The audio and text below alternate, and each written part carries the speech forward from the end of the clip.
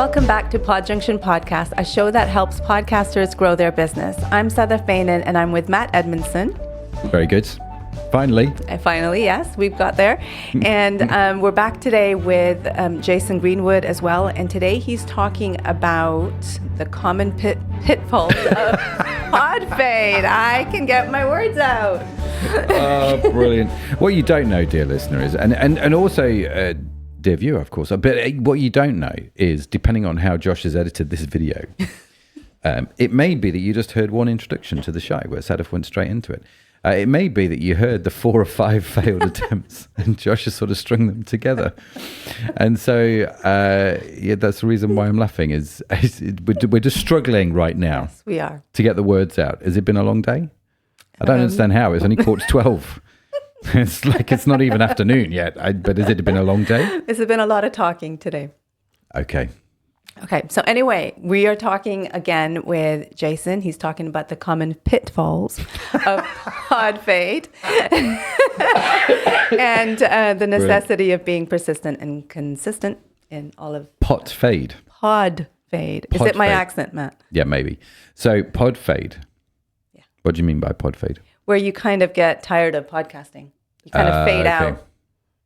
Okay. So you just disappear into 98% of everybody else. Everybody does this. 98% of people do this. Something like that. Pod fade. Just disappear. Whoa, never to be seen again. Yeah. I'm never doing that podcasting thing. Waste of time. Yes. Yeah. Okay. So that's what we're talking about. So. Mm-hmm. Brilliant. Well, should we get into the clip? Let's do it. All right. Here's Jason.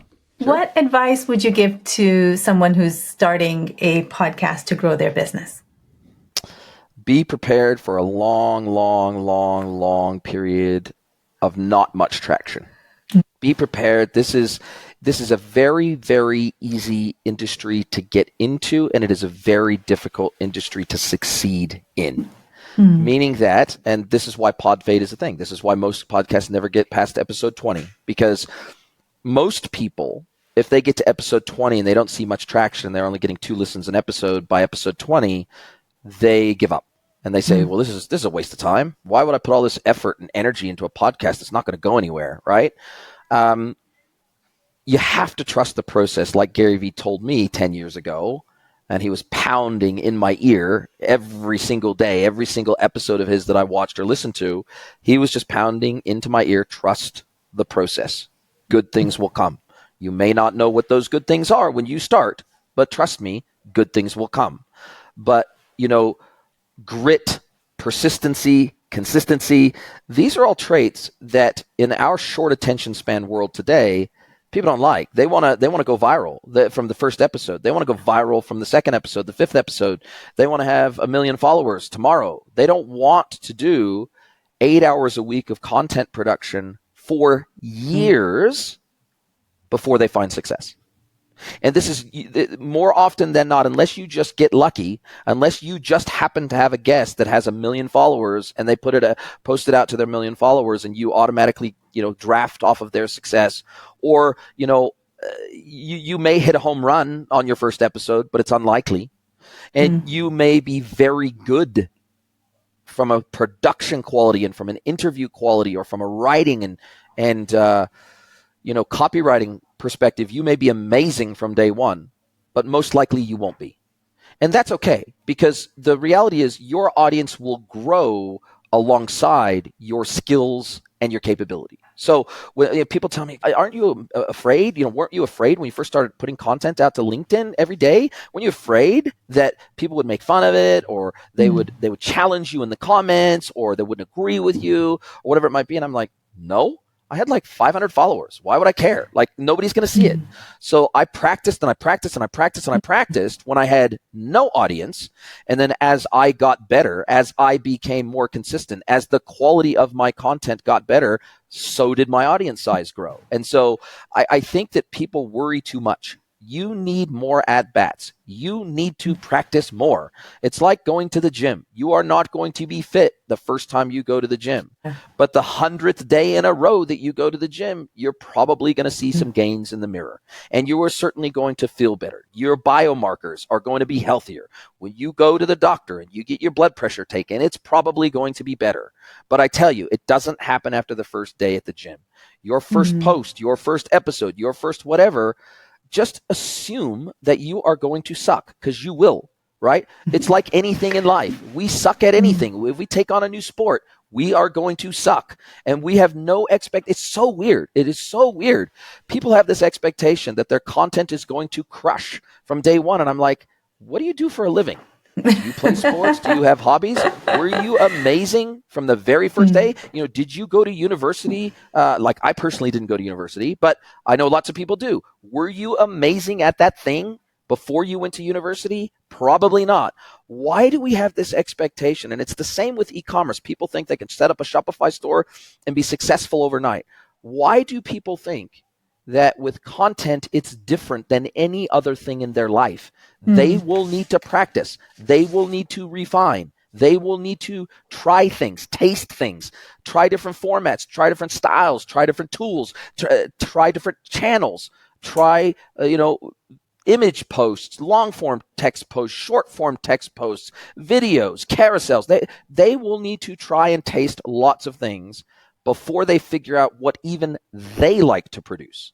Because some people like to do an audio only podcast because they don't want to have this video interaction. And they go, well, look, I can sit in my PJs and there's no camera and nobody cares because I'm doing audio only. And they're more comfortable with audio only, right? And in the beginning, my podcast was audio only, right? But I realized a couple of years ago, the whole world is moving to video. And I was like, if I'm going to create shorts for short video platforms, I need the raw video to start from. So I converted from an audio only podcast to a video and audio podcast. So, you are going to need to experiment. You are going to need to play. But above all, just do shit you enjoy. Because if you don't enjoy it, you will never stick at it anyway. So why start? Just do shit you love. Yeah, what you're saying is really valid. You'll get better at it. You just need to start. And I think that's sometimes the hardest thing, starting, because you want to be perfect at it from straight out the gate. But just know you won't. Just admit it to yourself. You will not be. It's going to take you probably, if you do a podcast, it's going to probably take you 50 episodes before you even remotely feel comfortable hosting a podcast.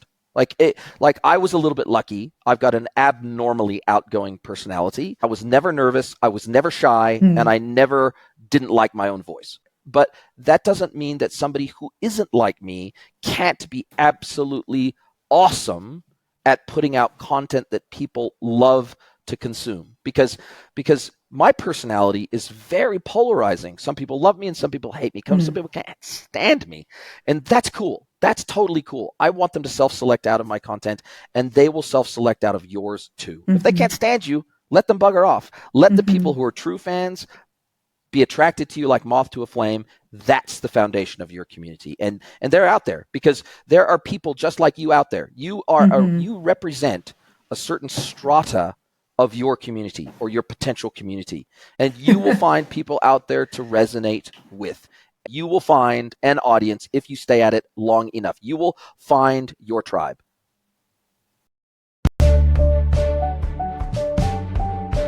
If that got you curious and you want to catch the full episode, be sure to subscribe to the show.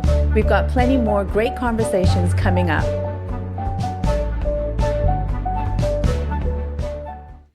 Welcome back.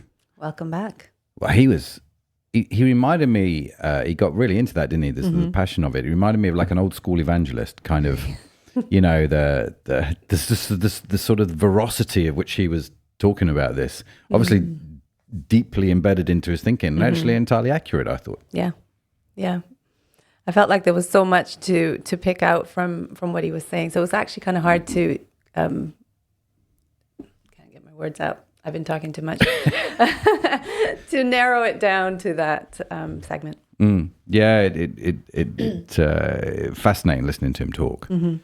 So what one piece of "you're gonna suck"? I thought this is quite. But it's a reality, isn't it?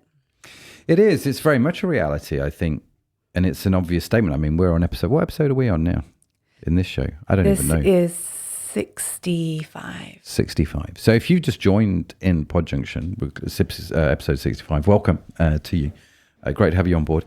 And if you are genuinely new to podcasting, right? I mean, if you've been with us for 65 episodes, the chance of you being new, unless you've just consumed all of it in, all power to you if you've done that in the last month. But if you are new to podcasting, I think this is probably one of those common things that I have heard from every single podcaster out there. And that is the first, pick a number, 5, 10, 20 episodes that you do on your podcast are going to be rubbish, right? And you are going to suck. You're not going to be great at it. But you start to hone your craft, I think, probably from about episode 30 onwards, really. I don't know how you feel, because we're on episode 60, and this is your first podcast, right? Mm-hmm. I mean, you've done bits and bobs on a few other podcasts. I'm laughing because Brett Curry yesterday, I was chatting to Brett Curry. Brett, if you're listening, good to have that conversation, man. And he was making fun of my accent by saying bits and bobs. But I think it is so true, and you do have to persevere and get through the poor download numbers, the fact that you don't feel like you know what you're doing. The podcast kind of feels a bit odd. Yesterday, Zach, my middle child, youngest son, he wrote me a message because he's doing like a YouTube channel. Okay. He wants to start a YouTube channel, and he's struggled with IBS pretty much most of his life. And he's done nutrition at uni, right? And so he has done crazy amounts of experiments on himself to try and fix problems with his own gut system. And actually some of the things he's done really well, like he couldn't eat dairy, but now he can, and he figured out how to resolve that. Cool. And so he wants to sort of document both his journey and what he's figured out where health is concerned, both from a gut microbiome, nutrition, and also exercise. I mean, he's well into his exercise, lunatic. But, he wants to document all of that. And I think actually it'd be really interesting and really helpful, the stuff that he's found for people that struggle with IBS, right? Now, what he's going to do, putting that content out there. Yesterday he texted me, he's like, Dad, I don't know where to start. Do I talk about this in the first episode? Do I talk about that in the first episode? And I'm like, dude, just start. Don't overthink it. It doesn't matter. No one's going to watch it. Right? You get whatever you talk about now, you're going to say at least 20 times over the next sort of 50 episodes. It's fine. Just start. Just go for it. And this belief that actually we've got to nail it from episode 1 and get it spot on is one of your Monday myths, isn't it? Yeah, it's also quite debilitating. Can't talk. It's debilitating as well, because I think you can end up putting something off for so long because you're trying to just have it perfect straight out the gate. Yeah. And it's funny, we don't apply that thinking to other areas of our lives in many ways.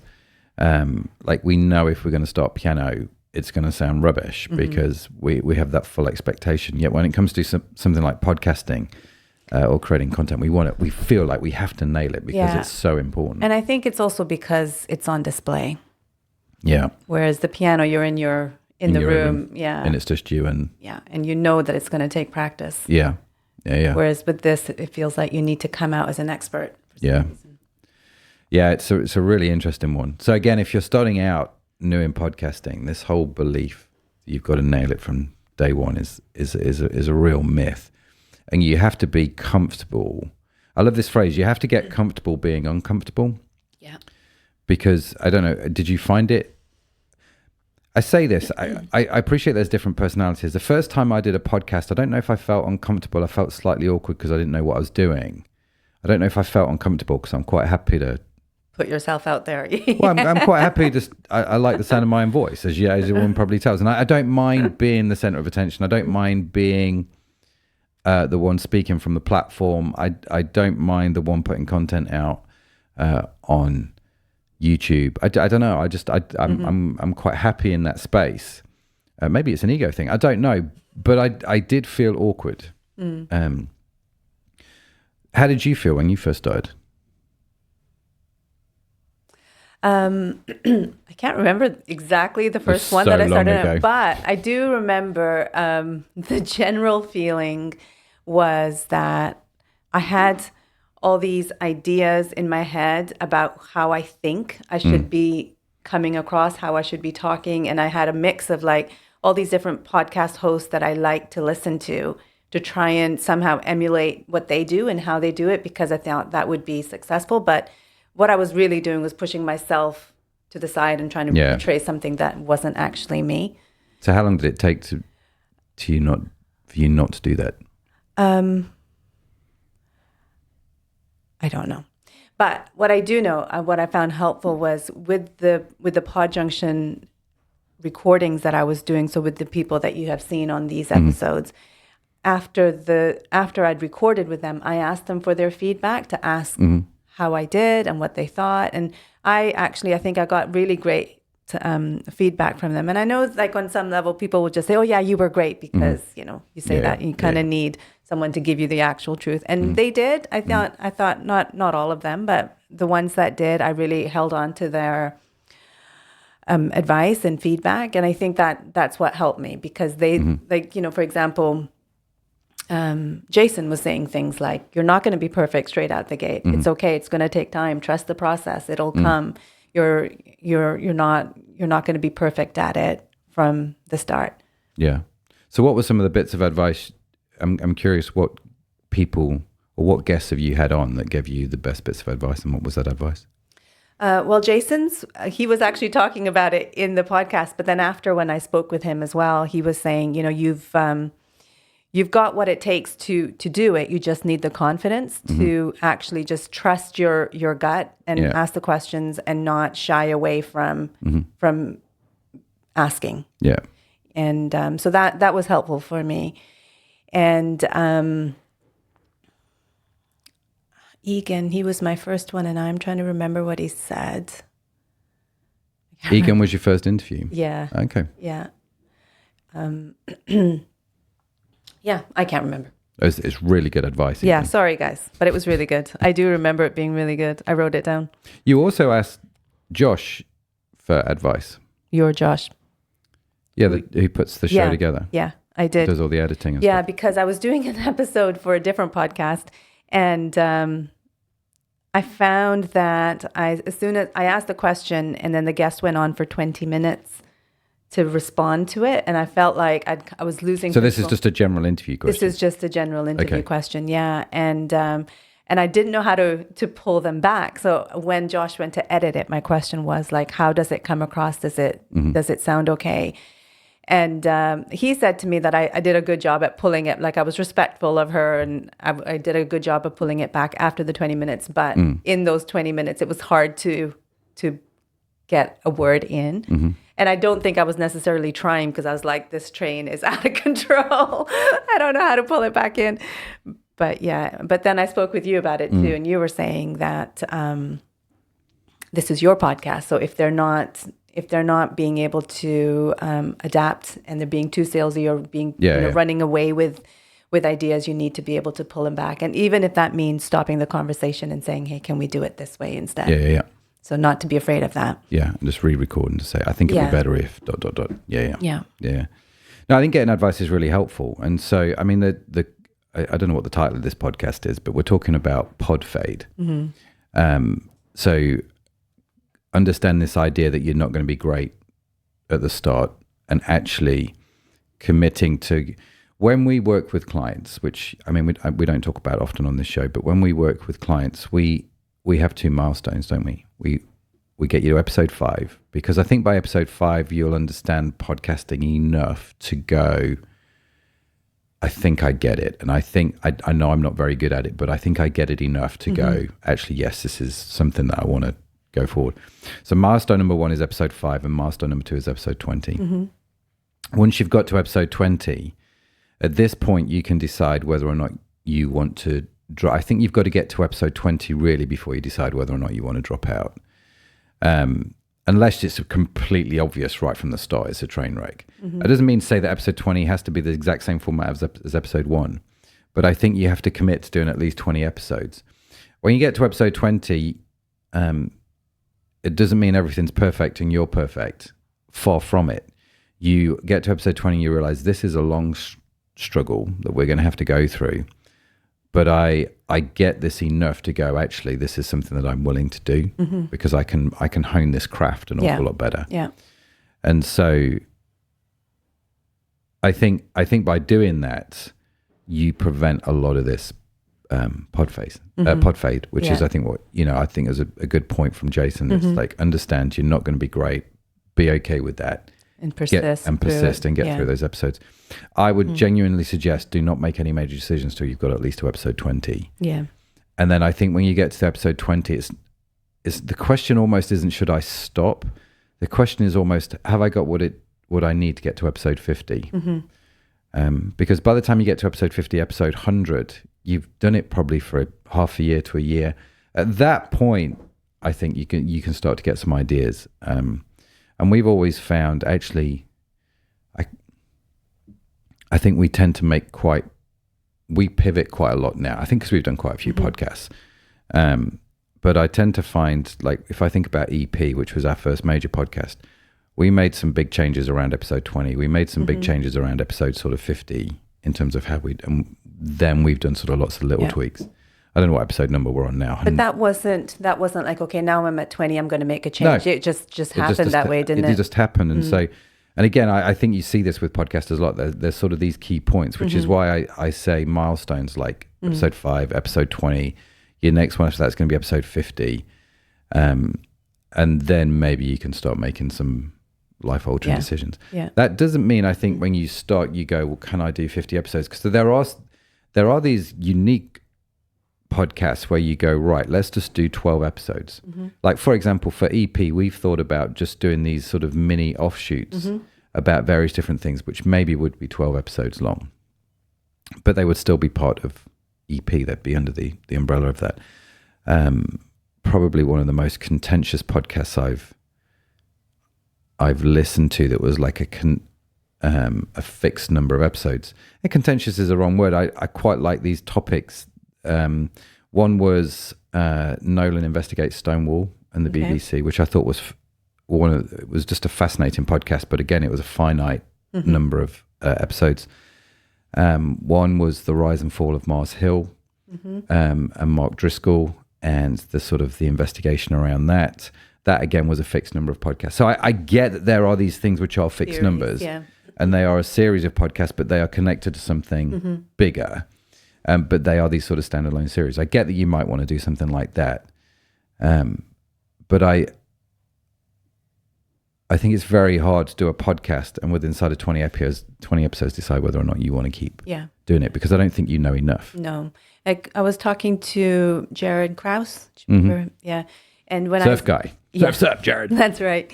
And he was saying to me, he was like, I think he was on it in the 600s as far as his episodes go. And he was like, how I am now is not what I was like when I was doing my 1, 2, 3, 4, even up to 20. Yeah. And so it takes time to just, as Jason said, trust the process. Yeah. Just keep going. Trust the process and build it up. And I think actually now my problem is not should I carry on with podcasting. My problem is maybe I shouldn't start another podcast. Do you know what I mean? I tend to find at least once a week I'll have a good idea for another show. I'm like, I could do this. I'm just going to give this person a ring. Say, do you want to do a show with me about this topic? Because I think it would be quite fun. But then I think, oh goodness me, that's just it's more production. It's more time. It's more thought. And maybe I just need to hold base a little bit. And I think you can very quickly fall in love with it. But what else have you found that stops Podcreep for you? I appreciate people listening might go, well, hang on a minute, you work for a podcasting company, so you had to get into podcasting. It's not like you can just at episode 20 go, I'm out. I mean, you could, I suppose. You could, yeah. Go get a job at McDonald's or whatever. But I think it's, I appreciate for you, it's slightly unique as it's part of your job. I guess a good question here is, do you think you would have started a podcast had you have not had this job? Yeah. You would have? Yeah. Really? Yeah. And what would it have been on? Well, that's a hard thing, actually, trying to narrow it down. I think that also comes with when you want to start a podcast. I want to start one, but where do I start? And what would I talk about? And, who would I want to do it with? I'd love to do one with my sister. I've wanted to do that for years, but she doesn't want to do one. Oh, come on, sis. And she'd be great at it too. She's got so much wisdom. And so much dirt on you, which I think would be quite funny. Yes, that would be quite funny for you, yeah. I'm in. I'm listening. Come on, sis. Let's do it. But yeah, I've had a few ideas, and I'm actually, I don't know if I'm just going to say it. I'm actually talking with Jen about doing one together with her. So she's someone that works with us in the office. And yeah. Very good. In fact, Jen's going to start I'm hoping at some point this year, if you get the studio fixed up, she'll be doing Rooted. Yeah. A new podcast coming out, which I think will be interesting. I'm not sure if I'm going to get involved with that or whether Chris is going to get involved with that. Hopefully it'll be Chris. But I think it'd be a really interesting podcast. And I do think, again, that pod's fade, isn't it? How do you do it for the long haul? I think what I've noticed with you is, as you've gone through, you've understood it more and more. You get a passion for it, and says, I want to do it with my sister. I want to do it with Jen, and you start to see the benefits of it and understand it. I think it comes from I love conversation. You do like to talk. I do like to talk, and I like to learn. So I think putting those two things together and talking and chatting about topics that I'm really keen on. Yeah, it's really natural. Yeah. It's just getting used to the cameras on you and the production. That whole piece is quite big, but yeah, the whole camera on you thing. I think people still struggle with that a lot, because and I know Sharon, my wife, for example, when she's on podcasts, she's like, it is out there, and it seems that once it's out there, you can't get rid of it. And for her, it's the permanency of it, which it takes a lot to get her head around. Whereas it is what it is. Do you know what I mean? And I dare say in 30 years' time, someone might drum up one of my videos and go, well, you shouldn't have said that. And I get it's a legitimate fear based on what's happened, over past years, without getting political. But, the cancel culture thing, I think, changed people's opinions and understanding on how to create content because of a fear of, if I say something now, it might be right now, but in 30 years' time, someone might go, well, you should have known this, you didn't, and therefore you are whatever, insult, insert insult here, and therefore we don't like you, therefore you've lost your job or or whatever. And I think it's a legitimate fear for people that you do have to get over. And either not worry about it. I think probably not caring about it is not the right answer, but just be aware that actually of the reasons that you're doing this now. And I think as long as they're good and as long as they're making sense, because they've got to get you through those 20 to 50 episodes. That's the thing, right? You have to have a reason strong enough and deep enough to get you through those 20 to 50 episodes where it is painful, where you don't really like the sound of your voice, you don't like the fact you're on camera, you don't like the fact it's permanently out there. You've got to have a reason, I think, big enough to pull you through that. Yeah, and I think that's kind of what Jason touched on too, about it has to be something that what you're talking about, your podcast has to be something that you enjoy. Yes. Because I think that carries... Well, eventually. Yes, but I think enjoying what you're talking about and who you're talking to is what's going to pull you through, right? Yeah. And then all those other things, because you're doing it persistently, consistently, those things fall into place in time. Yeah, they do. Yeah. Yeah, and I think, I mean, you're right. And if you have... I'm right. Of course you're right. You're always right. I don't even know why I said that. I mean, it's an obvious statement, Matthew. This is one of those things in 30 years, someone's going to go and go, why did you say that Sadaf was always right? Have you seen this? What's wrong with you? You agreed with her. Don't you know, ... Matt get cancelled. Whole business collapsed overnight because I said that Sadaf was right.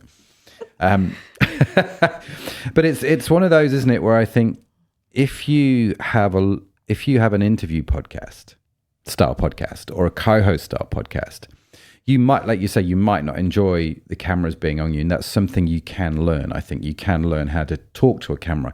You can learn how to talk into a microphone. What you can't really learn is how to love people.